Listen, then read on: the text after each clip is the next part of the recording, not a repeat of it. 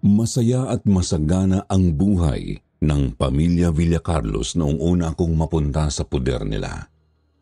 Ngunit naging saksi rin ako kung paano yun biglang nagbago ng dapuan ng isang kakaiba at nakapanginindig balahibong sakit ang kanilang padre de pamilya. Isang sakit na nagbigay sa kanya ng kakaibang kalam ng sikmura at labis na pagkahayok sa sariwang laman at dugo. Ako nga pala si Maria Emilia at ito ang karanasang gusto kong ibahagi sa inyo.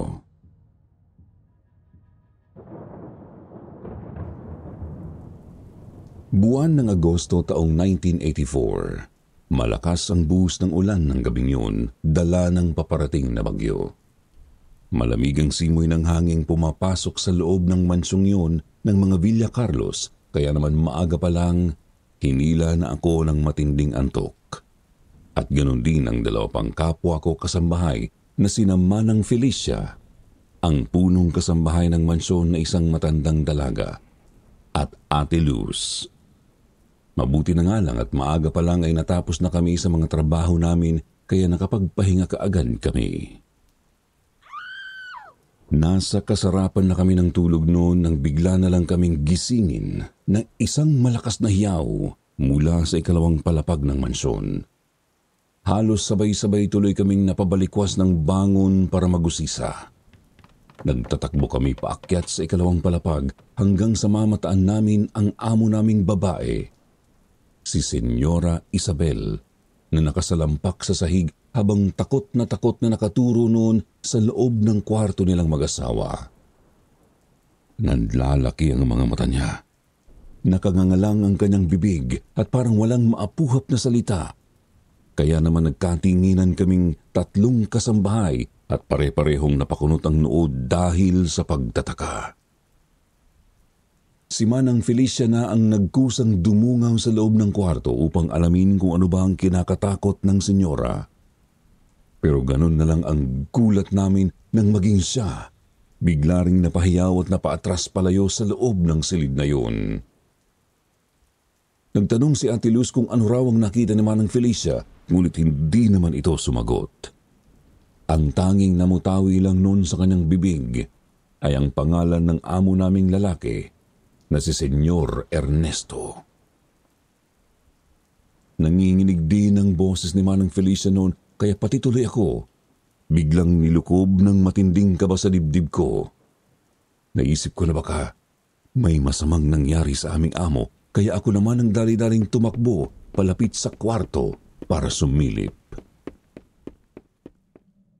Pagdungaw ko pa lang sa pintuan ay sinalubong na agad ako nung napakalansang amoy na agad din namang nabigyang linaw nang tumambad sa paningin ko ang nagkalat na dugo at gutay-gutay na laman loob ng biik sa sahig nilang gawa sa makinis at makintab na kahoy.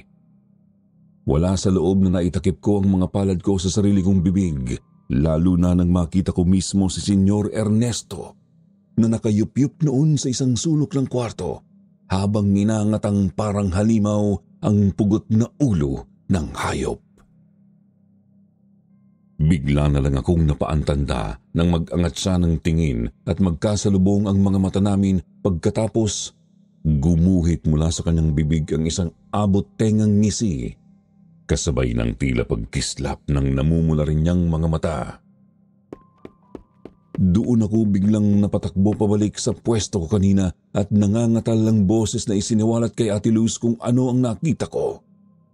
Maging siya ay napahiyaw sa sobrang gimbal sa kanyang nalaman. Halos lahat kami napatulala ng ilang minuto hanggang sa maya-maya pa sabay-sabay din kaming natauhan nang makarinig kami ng mga papalapit na yabag.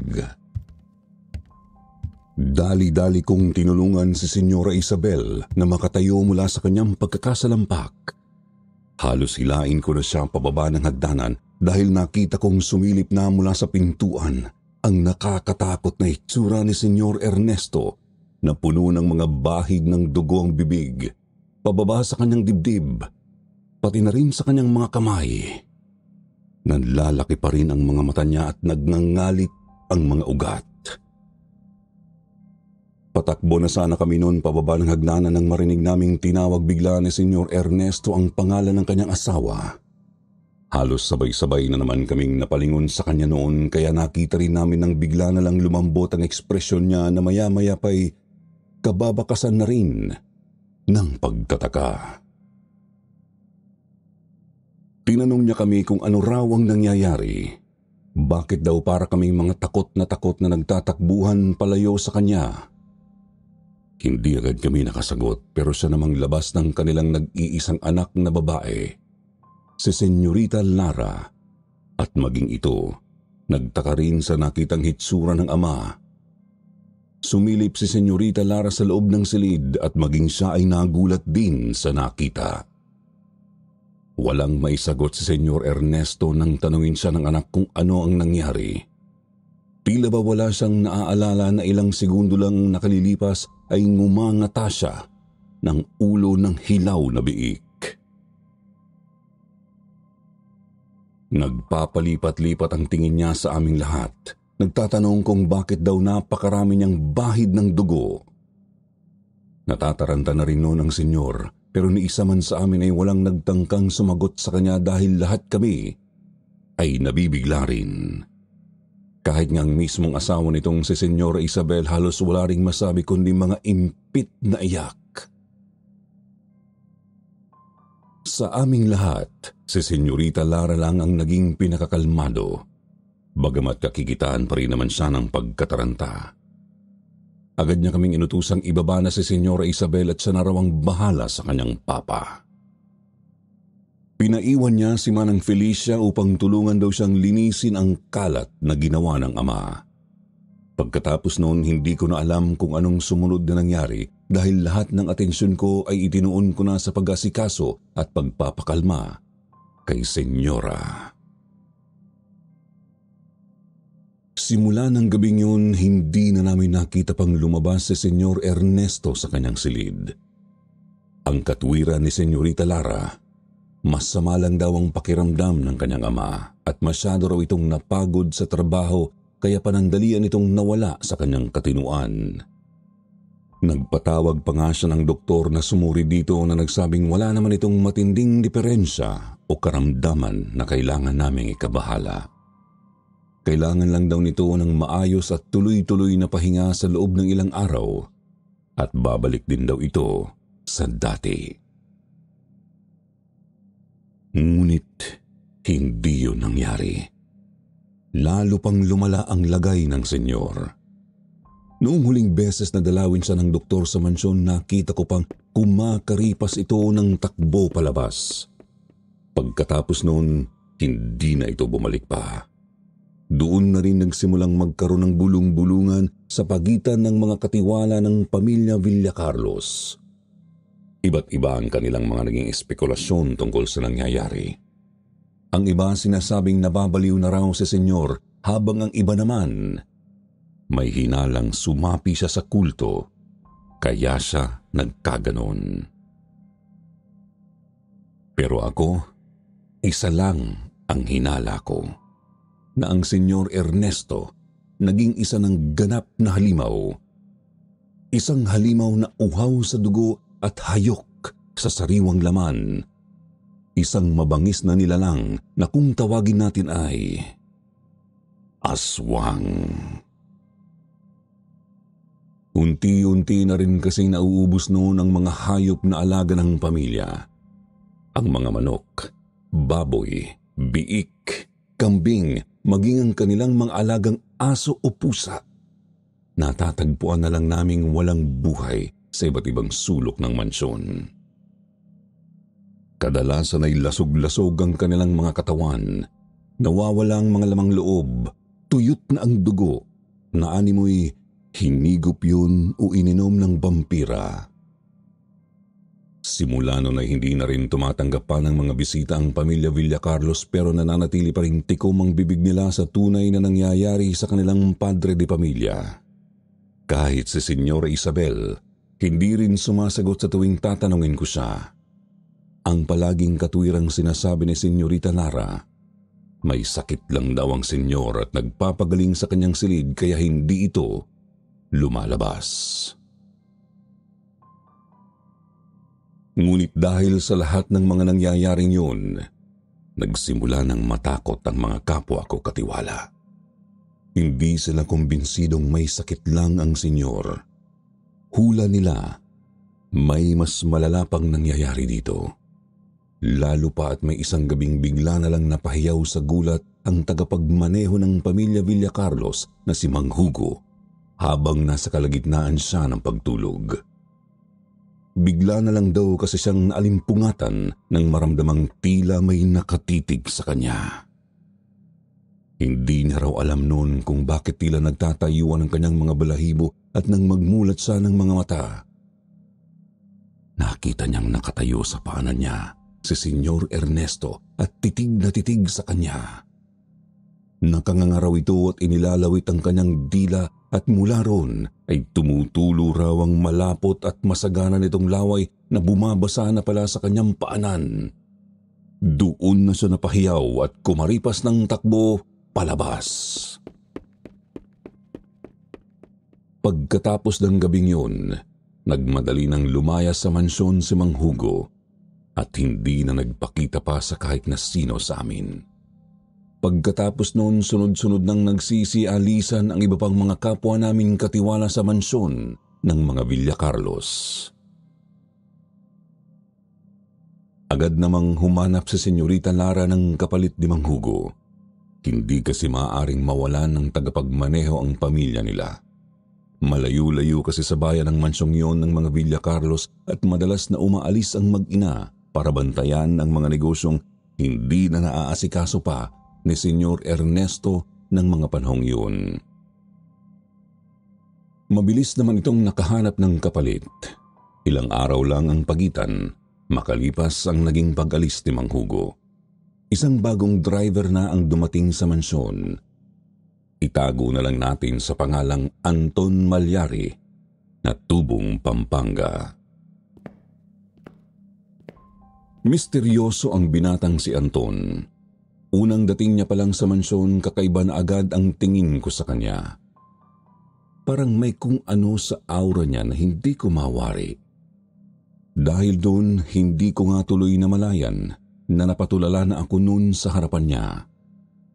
Natauhan na lang ako nang tawagin ako ni Senyorita Lara para utusan akong ihatid ang mga gamit ni Anton sa magiging kwarto nito. May pag-uusapan daw kasi sila ni Anton kaya mauna ko nang ihatid ang gamit ng binata sa silid niya. Medyo nagtataka pa nga ako noon dahil napapansin kong tila may kakaiba sa klase ng tinginan nilang dalawa. Ayaw ko mang maging malisyosa, iba talaga ang pakiramdam ko noon. Pero sino ba naman ako para questionin ang anak ng amo ko, hindi ba? Minabuti ko na lang na sumunod noon kay Senyorita Lara. Binuhat ko yung kakaunti lang namang bagahe ni Anton patungo sa dating silid na iniwan ni Mang Hugo. Kaya lang, pagdating ko doon sa kwarto, bigla ko na lang nabitiwan noon ang bagahe niya, dahilan para bumukas ito at tumambad sa paningin ko ang mga gamit na nilalaman noon. Napakunot ang noo ko sa aking mga nakita. Unang nakakuha sa atensyon ko yung mga itim na libretang naglaglagan sa sahig. Pagkatapos ay ang maliliit na botelyang naglalaman ng tila iba't ibang makukulay na bato, mga likidong animo langis at pati na rin mga kandilang itim. Alam ko kung para saan ang mga bagay na yon. Hindi naman kasi ako inosente para hindi malamang yun ay mga parapernalyang madalas na ginagamit sa pangungulam. Biglang bumilis ang kalabog ng dibdib ko at dali-dali kong isinarado noon yung bagahe. Pagkatapos ay kumaripas na ako palabas ng silid, pero nakakaisang hakbang pa lang yata ako ay nakasalubong ko na agad si Anton. Lalo akong kinabahan nang makitang kakaiba na naman ang paraan ng pagtitig niya sa akin. Naniningkit ang mga mata niyang tila sinusuri ang buo kong pagkatao. Tinanong niya pa ako noon kung ano raw ang nangyayari sa akin at para akong may tinatakbuhan. Iling lang ang tanging naisagot ko sa kanya bago ko siya tinalikuran.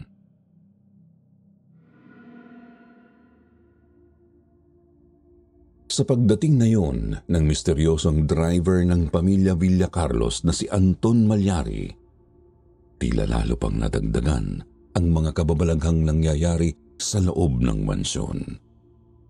Tila ba mas tumindi ang mabigat na aurang bumabalot sa lugar, kaya naman lalo pang ang nag-alisan ang iba pang kapwa namin mga katiwala.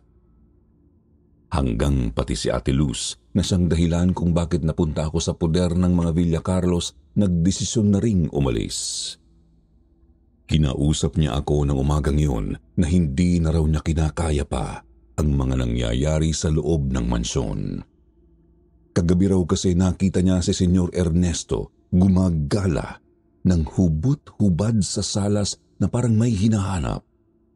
Meron daw itong sinisinghot-singhot habang naglalaway at sobra daw ang sayang nakita niya sa mukha nito nang bigla itong mapatingin sa kanya. Akala raw ni Ate Luz katapusan niya na.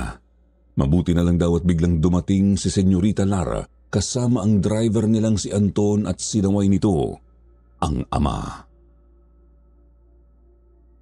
Sa totoo lang, maging ako ay pinayuhan din niyang umalis na sa wakas sa lugar na yun, pero wala naman akong ibang alam na mapupuntahan.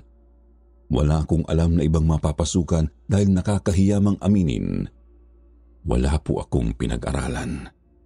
Ni hindi ako marunong magbasa o magsulat man lang ng mga panahong yun.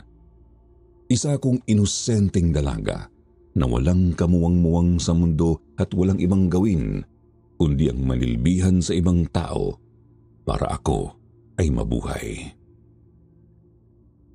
Ulilang lubos na ako ng mga panahong yun, Sir Jupiter. Yun ang dahilan kung bakit sa murang edad pa lang natuto na akong mamasukan bilang isang kasambahay.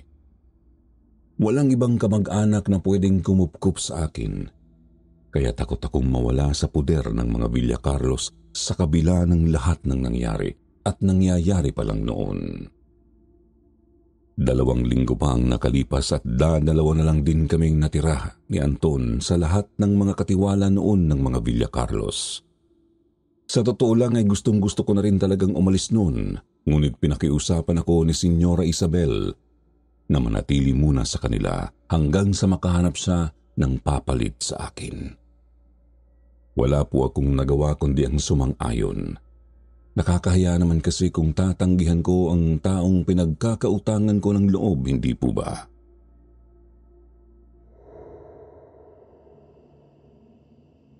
Isang hating gabi, nag-iisa ako noong nakahiga sa papag at hinihintay kong dalawin ako ng antok. Bigla na lang akong nagulat nang makarinig ako ng mga yabag na dumaraan sa labas ng pintuan ko. Nakakita rin ako ng anino ng tao mula sa maliit na awang sa pinakailalim ng pinto na kanina pa pabalik-balik. Bigla na namang nanumbalik ang kakaibang dagundong ng dibdib ko ng mga sandaling yon. Nagiinit ang sikmura ko at para akong masusuka sa sobrang kaba, isipin ko pa lang na ang taong nasa labas ng pintuan ay walang iba kundi si Senyor Ernesto. Bigla akong nakaramdam ng pagpapanik, lalo na ng ilang saglit pa ang lumipas ay nakarinig na ako ng mga pagaralgal na huni. Titig na titig ako noon sa nakasarado kong pintuan at sa mga paang nakikita kong nakahinto sa tapat ng aking silid. Pero nagtaka ako dahil habang tumatagal, yung mga naririnig kong angel na gumagaralgal ay tila ba palapit na ng palapit sa aking tenga. Doon ko na naisipang mapalingon sa gilid ng papag ko at doon ay tumambad sa akin ang bahagyang nakabukas palang bintana ng kwarto ko, pati na rin ang nakadungaw na mukha ni Senyor Ernesto na naglalaway na ng malala at tila ba takam na takam sa amoy ko. Singhot siya ng singhot noon, tila ba bangong-bango siya sa akin. Pagkatapos ay inilalawit niya pa ang dila niya para bang gusto niyang tikman ang nalalanghap niyang amoy na humahalo sa hangin. Para akong nabuhusan ng malamig na tubig, nanigas ako sa kinatatayuan ko noon nang maalalang yun nga pala ang unang araw ng dalaw ko para sa buwang iyon. Ayoko mang isipin pero alam ko sa sarili ko, dugo ko Ang naaamoy ng senyor. Dugo ko ang nilalasap niya at pilit na tinitikman sa hangin. Napahiyaw ako ng sobrang lakas. Eksaktong sa paghiyaw ko namang yun, biglang bumukas ang pintuan ng kwarto ko at iniluwa ang pawis na si Anton Malyari. Bigla niya akong sinigawang lumayo raw ako sa bintana. Huwag ko raw hayaang maabot ako ng aswang na si Senyor Ernesto. Pagkasabi niya noon ay isa naman ang humakbang palapit sa pwesto nito. Pagkatapos ay sinabuyan niya ang amo namin ng isa sa mga langis na nilalaman ng daladala niyang mga botelya. Naghihiyaw sa sakit ang senyor. Tila ba bawat tilamsik ng likido mula sa botelyang yun ay pumapaso sa kanyang nanlalagkit ng balat. Pagkatapos noon, nakita ko pang may kinuhang sandakot na tila maitim na pinong buhangin si Anton mula sa kanyang bulsa at isinaboy din yun sa mukha ng malahalimaw naming amo. Doon ito talagang napaalis mula sa pagkakadungaw niya sa bintana. Kitang-kita rin naming lumuhod siya at namilipit na sa sakit, kasabay ng umiiyak na paghiyaw ni Senyora Isabel na naroroon na rin pala sa likuran namin. Pagkatapos noon, inutusan na ni Senyorita Lara si Anton na labasin si Senyor Ernesto. Pagkatapos ay igapos itong muli sa kanyang kwarto. Iniabot pa ni Senyorita Lara ang bagong bili niyang kadena sa kanilang driver at binilinan ito na kailangan daw nitong siguraduhing hindi na makakawala pa ang tatay niya. Sobrang nagtataka ako sa nangyayari. Litong-lito ako at mukhang nahalata iyon ni Senyora Isabel. Kaya naman kahit hindi ako nagtatanong ay siya ang nagsiwalat sa akin ng totoong nagaganap sa loob ng mansyon. Sabi niya hindi raw pala talaga pagsisilbi bilang tagapagmaneho ng pamilya ang ipinunta ni Anton Malyari dito. Isa pala siyang kilalang albularyo sa lugar nila sa Pampanga na eksperto pagdating sa mga nilalang na tulad ni Senyor Ernesto. Ang mga aswang. Si Senyorita Lara mismo ang nakiusap sa binata na tulungan siya nitong gamutin ng kanyang ama. At yun ang dahilan kung bakit buhat nang dumating siya tila lalong naging agresibo ang aswang. Pero sa totoo lang, hanggang sa mga sandaling yun ay duda pa rin ako sa pagkatao ni Anton. Alam kong may alam siyang hindi niya pa sinasabi, pero hindi na lang ako nagsalita pa.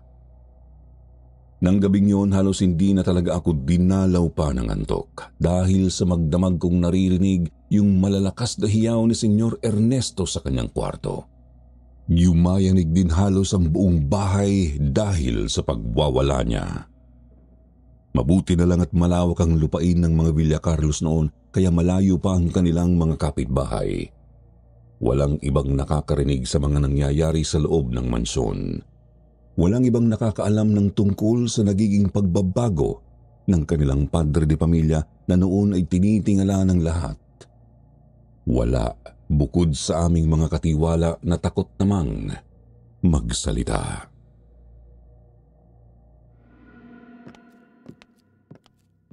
Kinabukasan, maaga pa lang ay umalis na ng mansyon ng mag-inang Senyora Isabel at Senyorita Lara. May kailangan daw kasing asikasuhin sa bayan si Senyora Isabel. Pero hindi pa man siya nakakalayo ay sumunod na sa kanyang anak na si Senyorita Lara. Kami lang tuloy ni Anton ang naiwan sa bahay. Hindi naman dinala ng mag-ina ang kanilang sasakyan kaya hindi na rin nila isinama pa si Anton. Binilinan na lang siya ni Senyorita Lara na bantayan ng senyor na sa wakas ay natutulog na pagkatapos ng magdamag nitong pagwawala. Habang ginagawa ko ang trabaho ko sa loob ng bahay, mga bandang 9:00 ng tanghali ay namataan kong lumabas si Anton sa kanyang silid. Masama ang titig niya sa akin noon, Sir Jupiter, kaya agad na namang tumahip ang matinding kaba sa dibdib ko ng mga sandaling yun.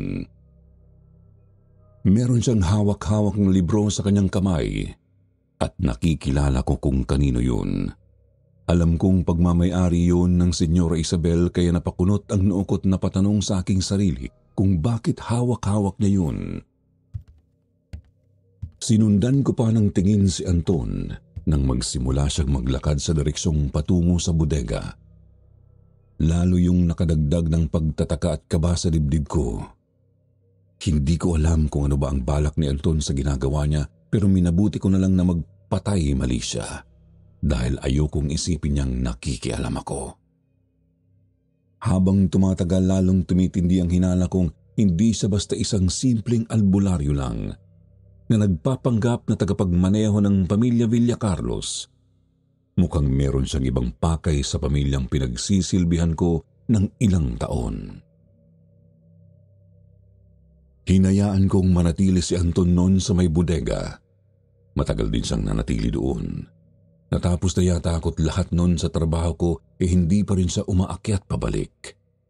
Kaya naman nagsimula na naman akong magtaka. Hanggang sa maya-maya pa, nakarinig na naman ako ng mga kakaibang kaluskos sa may kusina. Nagtatayuan na naman ang mga balahibo ko habang humahakbang ako at nagpapalinga-linga sa paligid para siguraduhin walang nakaambang panganib sa akin.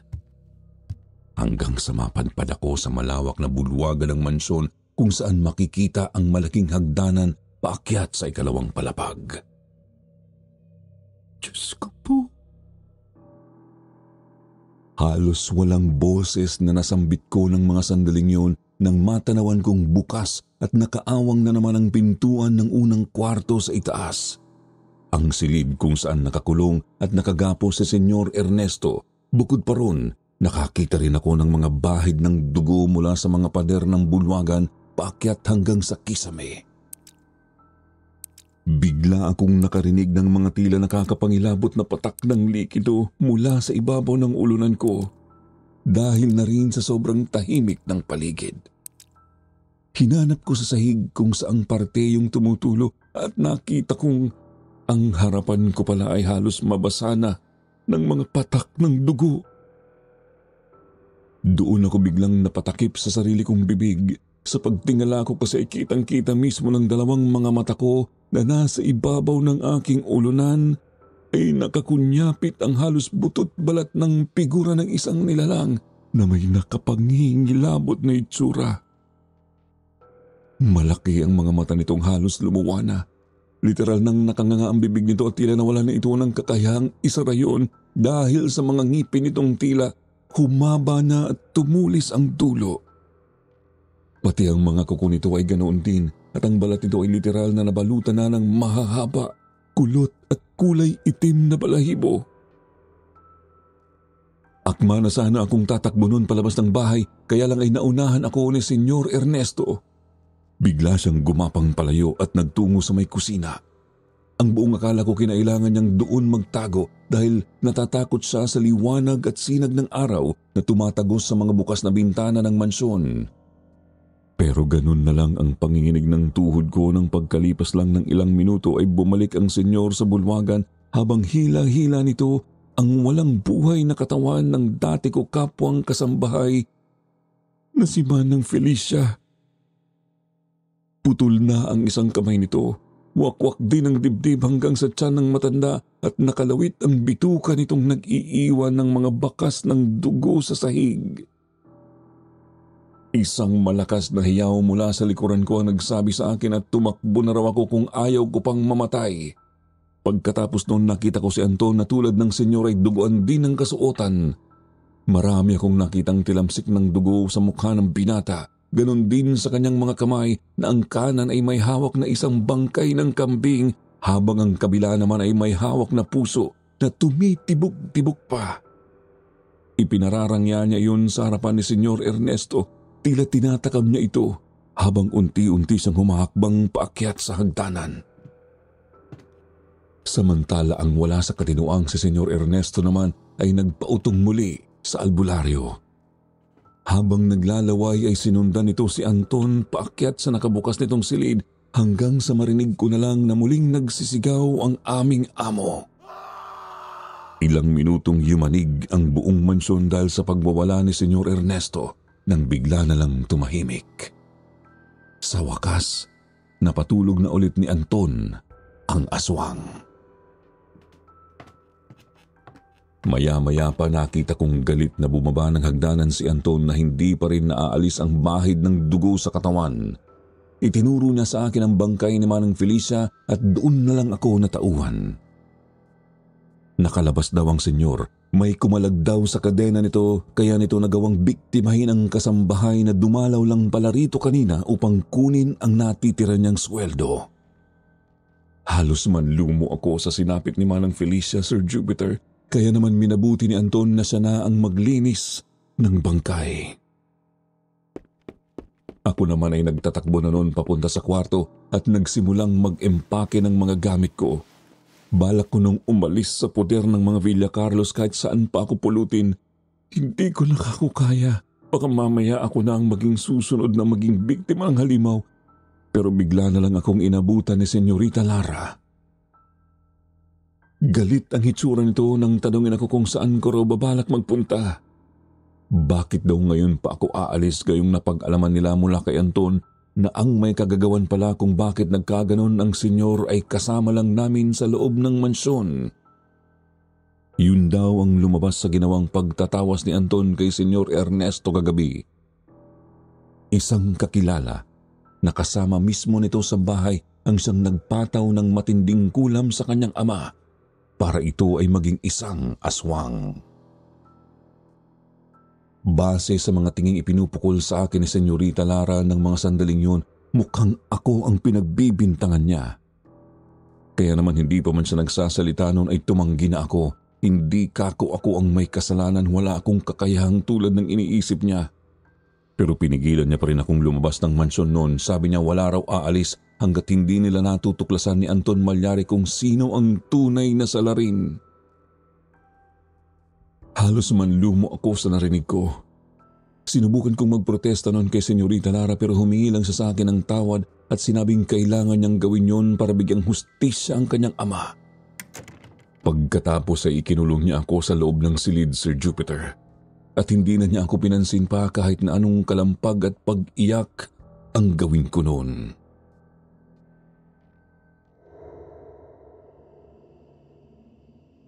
Hating gabi nang bigla akong maalimpungatan. Bumukas ang pintuan ng kwarto ko at iniluwanon ang albularyong si Anton. Tahimik ang kanyang mga galaw. Mahinahon at parang nag-iingat siya upang walang makarinig sa kanya.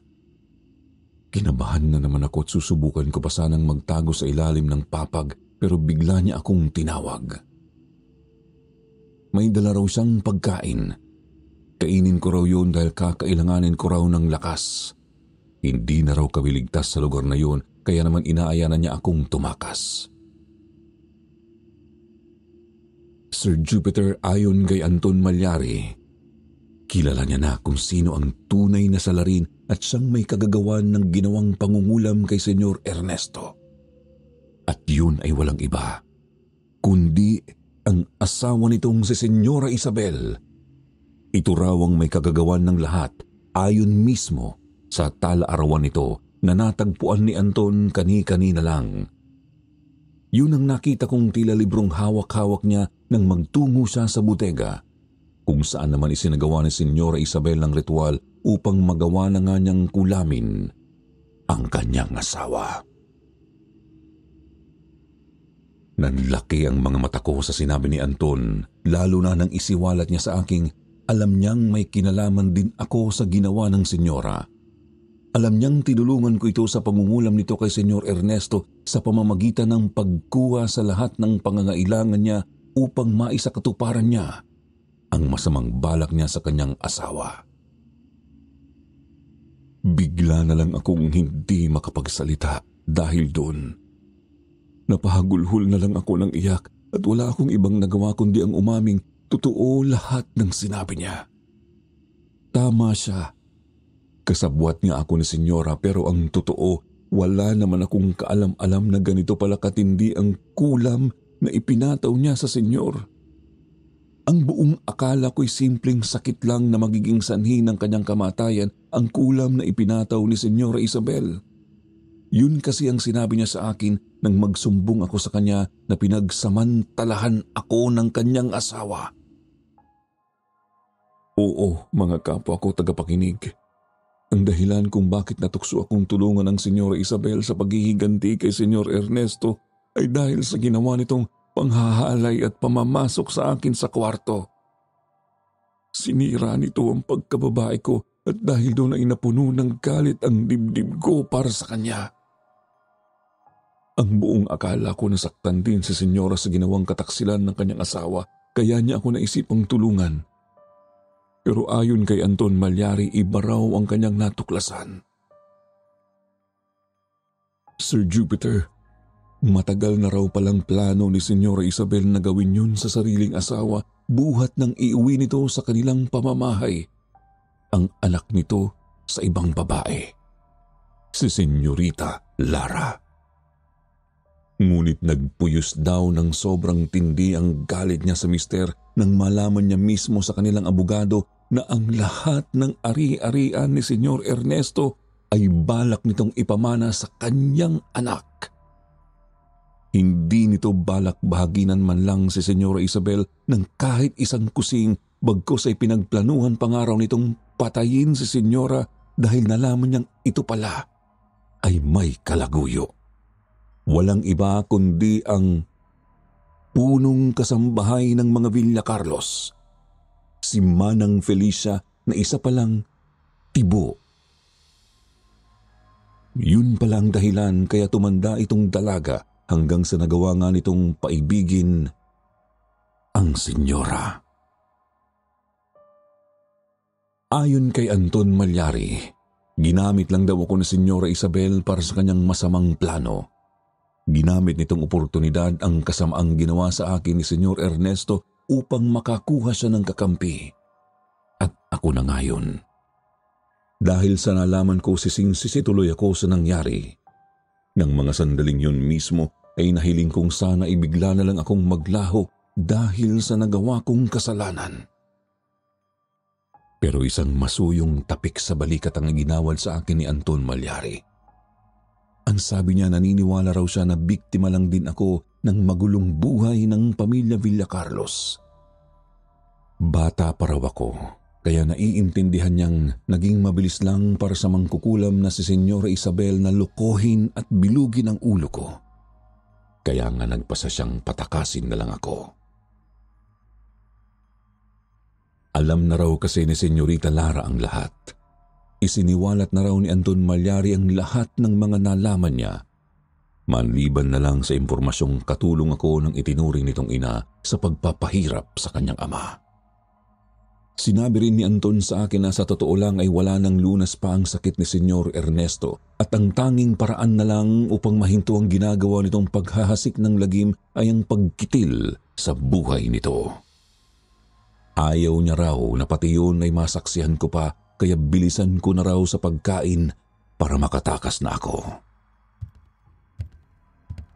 Maingat akong inilabas ni Anton sa silid ko mga bandang 8:00 ng gabi ng araw ding yun. Ayaw niyang mamataan ni Senyora Isabel ang gagawin naming pagtakas. Dahil ayon pa kay Anton, kasama rin daw sa plano nito na kitilin ang buhay ko kung sakaling magtagumpay na siya sa kanyang plano. Magiging buhay na saksi raw kasi ako sa lahat ng ginawa niyang kalokohan at maaari kong gamitin ang nalalaman ko laban sa kanya kalaunan. Ayaw niyang mangyari yun kaya ang balak niya ay ipalapa ako kay Senyor Ernesto kaninang umaga. Ganun din si Senyorita Lara. Yun pala ang dahilan kung bakit kinalagan at pinakawalan ni Senyora Isabel ang asawa kanina. Kaya lang hindi niya naman inakalang susundan siya ni Senyorita Lara at darating sa mansyon ang kalaguyo niyang si Manang Felicia. Kaya ito ang naging biktima ng senyor imbis na ako at ang senyorita. Malapit na kami sa pintuan ni Anton nang bigla kaming tawagin ng isang pamilyar na boses ng babae, si Senyorita Lara. Galit ang tono ng pananalita niya nang tanungin niya kami kung ano raw ang ginagawa namin ni Anton. Tinawag niya kaming mga traidor at sinabing balak daw namin siyang takasan. Sinubukan naman siyang paliwanagan ni Anton pero maging ang binata ay ayaw na niyang pakinggan pa. Kitang-kita ko ang matinding galit nun sa mga mata ni Senyorita Lara. galit na may halong hinanakit dahil binalak namin siyang iwan. Wala na raw siyang kakampi dahil lahat daw kami pinili siyang traidorin. Ngayon pati ang sarili niya raw ama, binalak pa siyang kainin. Doon lang namin napansin na may malaking sugat si Senyorita Lara sa braso. Wakwak yun at dumudugo kaya mabilis na itinakbo ni Anton ang pwesto niya para isama na siya sa pagtakas namin. Kinumbinsi rin ni Anton si Senyorita Lara na kailangan na niyang magdesisyon kung papayag na ba siyang kitilin na lang ni Anton ang buhay ng kanyang ama kaysa naman habang buhay itong magtiis bilang isang halimaw. Kaya pala hanggang sa mga sandaling yun ay hindi pa rin pinapatay ni Anton ang aswang dahil hinihintay niya pang aprubahan ni Senyorita Lara ang kanyang plano. Umiyak na lang si Senyorita Lara noon sa mga palad niya at sa pagitan ng kanyang mga higbi ay pumayag siya sa wakas sa gustong gawin ni Anton. Pagkasabi ni Senyorita Lara noon tumayo na ang binata. Hinugot mula sa bulsa niya ang isang natutuping punyal na gawa raw sa asero, pilak at iba pang metal na tinaniman niya ng anting-anting. Kumikislap ang matulis na dulo noon sa bawat pagtama ng liwanag. Bahakbang pa lang sana si Anton noon para magtungo sa silid ni Senyor Ernesto. Pero bigla na naman kaming nakarinig ng malakas na kalabog sa loob ng kwarto. Isang kalabog na sinundan pa ng napakatinis at nakabibinging sigaw mula sa isang pamilyar na boses. Si Senyora Isabel. Dahil doon wala sa loob na sabay-sabay kaming nagtatakbong tatlo ni na Senyorita Lara at Anton patungo sa silid ng senyor. At doon ay tumambad sa amin ang kalunos-lunos na hitsura ng mag-asawang Villa Carlos na parehong binalak kitilin ang buhay ng isa't isa. Hawak-hawak ni Senyora Isabel ang isang kutsilyo na itinarak niya sa leeg ng aswang habang si Senyor Ernesto naman ay hila-hila mula sa sarili niyang mga kamay ang bituka ng asawa. Parehong naghahabol ng hininga ang dalawa na kapwa nasa bingit na rin ng kamatayan. Isang aswang at isang mangkukulam na noon ay mga normal at tinitingala ng mga tao. Dahil sa pareho nilang kasakiman na gawa nilang sirain ang buhay ng isa't isa. Umagos mula sa wakwak na tiyan ni Senyora Isabel ang masaganang dugo niya hanggang sa mabilis lang siyang binawian ng buhay. Habang ang aswang naman sa kabila ng kutsilyong nakatarak sa kanyang leeg ay patuloy lang na nilantakan ng lamang loob ng asawa na siyang may kagagawan kung bakit siya nauwi sa pagiging isang halimaw. Hindi ko napigilang mapaduwak noon habang pinanonood ko ang aswang sa ginagawa nitong paghiklat sa laman ni Senyora Isabel na akala mo ay isang litsong manok lang. Dahil doon ay gumawa ng ingay ang naging pagduwak ko na agad na namang nakakuha sa atensyon ng aswang, tulad noong unang gabi pa lang ng pagbabago nito. Bigla na lang binitiwan ni Senyor ang hawak na bangkay ng asawa. Tumayo siya na hindi man lang pinuputol ang pagkakatitig sa mukha ko. Matindi ang pagnanasang mababasa sa kanyang mga mata. Pagnanasang noon pa man ay daladala niya na. Bigla akong nangatal, naalala ko ang mga gabing pinwersa niya akong gawin ang isang bagay na hindi ko gusto. Kaya wala akong nagawa kundi ang mapaupo na lang sa sahig. Sa isang iglap na sa harapan ko na ang halimaw at sinisinghot-singhot na nito ang katawan kong noon pa man ay gustong-gusto na niyang maangkin. Takot na takot ako noon.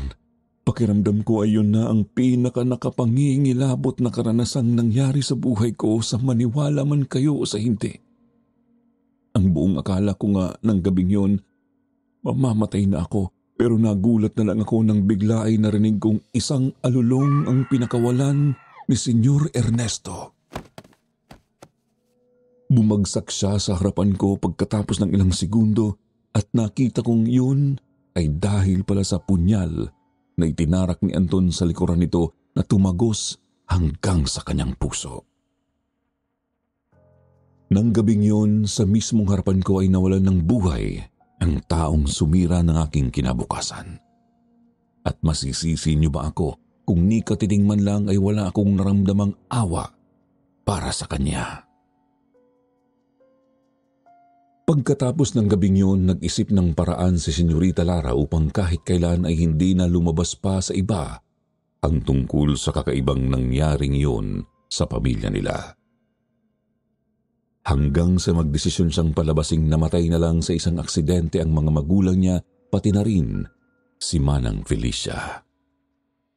Hinukay namin ang bangkay nito na inilibing pala ni Anton sa likod bahay ng mga Villa Carlos at inilagay iyon sa sasakyan kasama ang bangkay ni na Senyora Isabel at Senyor Ernesto.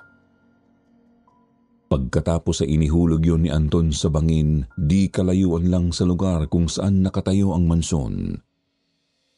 Mataas ang banging yun, Sir Jupiter, at sino man ang mahulog doon, siguradong hindi na mabubuhay pa. Kaya naman sigurado kaming walang maghihinala sa tunay na pangyayari sa likod ng kunwaring aksidenteng yun. Wala rin namang nangyaring investigasyon dahil tinanggihan na yon ni Lara.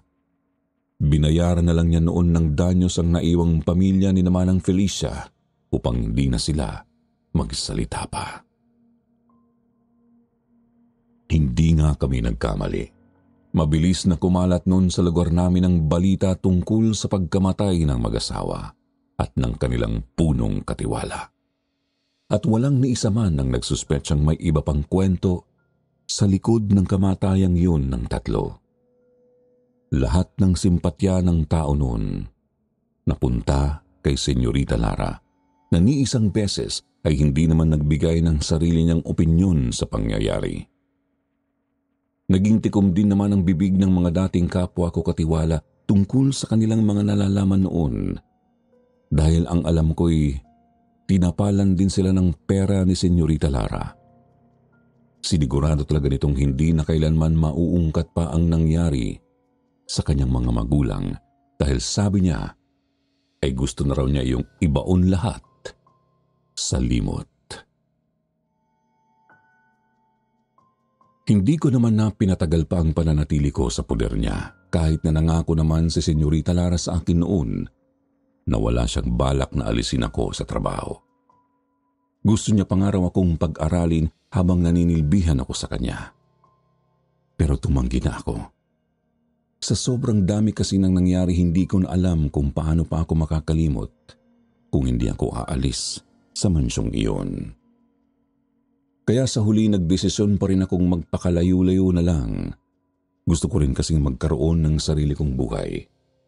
Malayo sa gulo, pati na rin sa lugar at mga taong nagpapaalala sa akin ng pinakamasalimuot na pangyayaring ito ng buhay ko. Minabuti na lang ni Senyorita Lara na pabaunan ako ng sapat na halaga ng pera para daw makapagsimula ako noon ng bagong buhay. Tutal ay hindi naman na raw niya kailangan pa ang napakaraming kayamanan niya. Ngayong tulad ko ay ulilang lubos na rin siya. Sa totoo lang, naaawa ako noon kay Senyorita Lara. Wala siyang kasalanan sa lahat ng ginawa ng mga kinalakan niyang magulang. Pero sa huli, siya ang sumalo ng lahat ng sakit at hinagpis na dulot ng pagkawala nila. Naiwan siyang mag-isa sa loob lang ng ganun kabilis na panahon. Mabuti nga at kinaya niya dahil kung ako siguro ang nasa sitwasyon niya, mababaliw na siguro ako noon. Sa Maynila na ako napadpad pagkatapos kong umalis sa lugar na yon, Sir Jupiter. Bumili ako ng isang maliit na lupa sa bandang Bulacan noon na siyang pinagpatayuan ko ng bahay at maliit lang ding karinderya na kalaunan ay napalago ko hanggang sa madagdagan na ang mga negosyo ko at makapagpundar ako ng isang mini grocery. Doon na rin ako nagkaasawa na siya namang tumulong sa akin upang makapag-aral ako at makapagtapos hanggang high school. Simula nun, nawalan na ako ng balita pa tungkol kina Lara at Anton Malyari.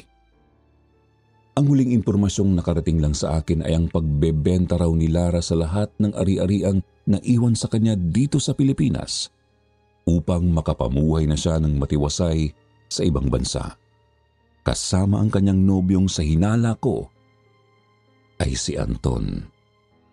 Ngunit wala iyong kasiguraduhan dahil hindi ko naman nalaman kahit kailan kung may relasyon ba ang dalawa o kung may ibang nobyo si Senyorita Lara.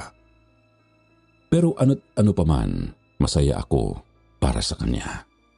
Wala naman siyang kasalanan sa akin at naniniwala akong hindi ko dapat siya kamuhian kahit pa ama niya ang halos sumira ng pagkatao ko dahil sa tindi ng ginawa nitong masama sa akin. Ipinagpasa Diyos ko na lang ang lahat. Sa tingin ko rin naman ay sapat ng parusa ang trahedyang nangyari sa kanya hanggang sa siya ay mamatay para sa kasalanang ginawa niya sa akin. Ganon din si Senyora Isabel na nagtangkapang kitilin ang buhay ko pagkatapos niya akong gamitin sa mga pansarili niyang kasakiman. Naniniwala akong magiging patas ang paghatol sa kanila ng Diyos na siyang pinakamakapangyarihan sa lahat. Kaya naman nagawa ko na rin sa wakas na makausad sa buhay. Laking pasasalamat ko rin kay Anton Malyari na siyang nagsilbi kong tagapagligtas ng mga panahong yun para sa lahat ng naitulong niya sa akin. Hiling kong sana ay nasa mabuti rin siyang kalagayan ngayon kung sakali mang hindi siya ang tinutukoy ng nobyo ni Senyorita Lara noon. Siguro kung hindi dahil sa kanya ay wala na ako ngayon at hindi ko na magagawa pang ibahagi sa inyo ang kwentong ito. Kahit na sa totoo lang hanggang ngayon ay nahihiwagaan pa rin ako sa kanyang pagkatao. Naniniwala naman akong may dahilan kung bakit siya nabiyayaan ng kakayahang kagaya ng ipinamalas niya noon. May nakapagsabi sa akin noon na baka raw itong si Anton Malyari ay nananampalataya rin sa kadiliman dahil na rin sa mga kakayahang taglay niya at sa mga kaalamang ipinamalas niya ng mga panahong yun. Pero hindi ako naniniwala dahil para sa akin, si Anton Malyari ng Pampanga ay isang hulog ng langit.